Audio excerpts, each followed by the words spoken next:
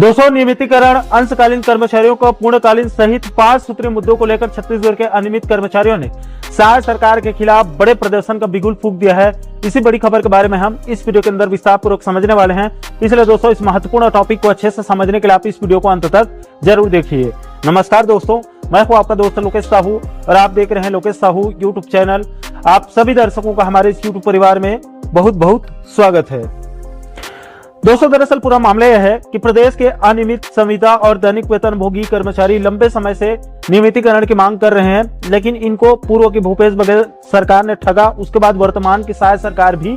ठगने का काम कर रही है। दोस्तों, आपकी जानकारी के लिए बता दूं कि शाह सरकार ने छत्तीसगढ़ विधानसभा चुनाव 2023 के समय अपने जन घोषणा पत्र में यानी कि मोदी की गारंटी में वादा किया था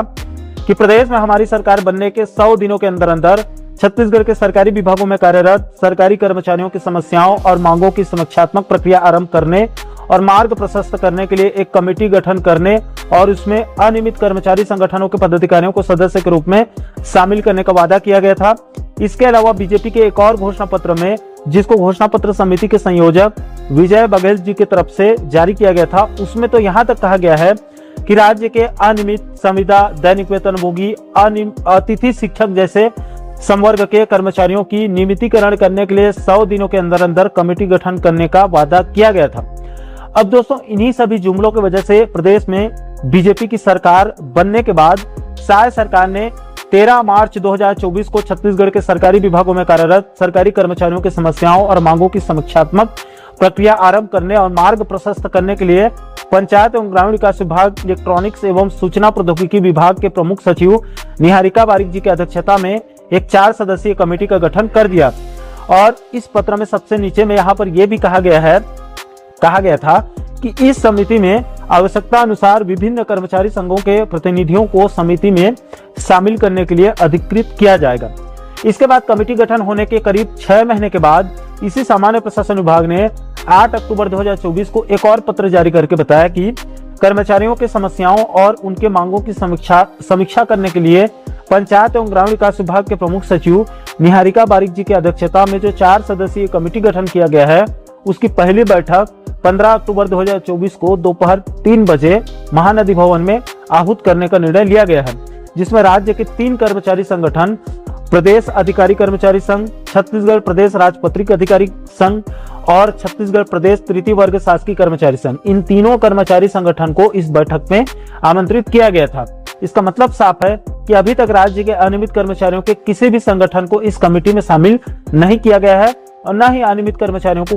के किसी भी समस्या को पूरा करने का शाह सरकार का कोई इरादा भी नहीं दिख रहा है। इसलिए इन सभी जुमलों से त्रस्त होकर छत्तीसगढ़ प्रगतिशील अनियमित कर्मचारी फेडरेशन ने शाह सरकार के खिलाफ मोर्चा खोलने का बड़ा ऐलान कर दिया है।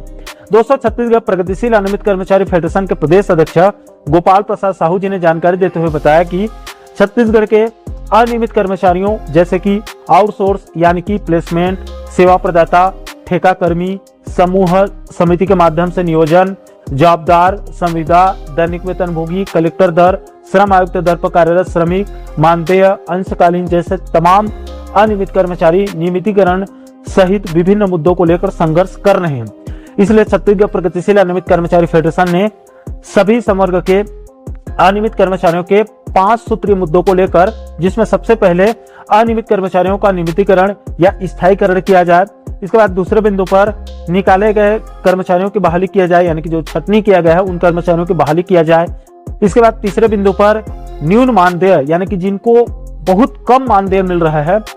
उन न्यून मानदेय कर्मचारियों को कम से कम न्यूनतम वेतन दिया जाए। इसके बाद चौथे बिंदु पर अंशकालीन कर्मचारियों को पूर्णकालीन किया जाए। इसके बाद अंत में 5वें बिंदु पर आउटसोर्स, ठेका, सेवा प्रदाता, समूह समिति के माध्यम से नियोजन सिस्टम को बंद करने और नियत समय में नियमितीकरण किया जाए। इन्हीं 5 सूत्रीय मुद्दों को लेकर छत्तीसगढ़ प्रगतिशील अनियमित कर्मचारी फेडरेशन ने कल 28 दिसंबर 2025 को राजधानी रायपुर के मानातूता धरना स्थल में शाह सरकार के खिलाफ जंगी प्रदर्शन करने का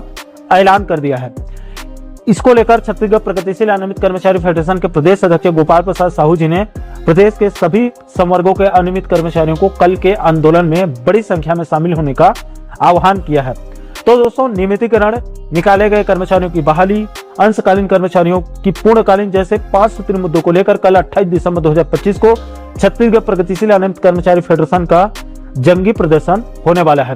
दोस्तों, इस महाआंदोलन को लेकर आप लोगों की क्या राय है? क्या सहाय सरकार के खिलाफ महाआंदोलन होना चाहिए और क्या आप लोग इस आंदोलन का समर्थन कर रहे हैं अथवा नहीं? इस महत्वपूर्ण टॉपिक को लेकर, इस महत्वपूर्ण मुद्दे को लेकर आप लोगों की क्या राय है? नीचे आप लोग कमेंट बॉक्स में अपनी प्रतिक्रिया आप लोग जरूर शेयर कीजिएगा। और दोस्तों, आप आगे भी छत्तीसगढ़ और मध्य प्रदेश के नियमित और अनियमित कर्मचारी साथियों के साथ साथ पेंशनर्स बंधुओं से जुड़ी इस प्रकार के महत्वपूर्ण मुद्दों पर आप आगे वीडियो देखना चाहते हैं तो आप हमारे चैनल को जरूर सब्सक्राइब कर लीजिएगा, ताकि आने वाले सभी नए वीडियो का नोटिफिकेशन आप लोगों तक तुरंत पहुंच सके। दोस्तों, इस वीडियो में फिलहाल अभी के लिए इतना ही। इस वीडियो को अंत तक देखने के लिए आप सभी दर्शकों का बहुत बहुत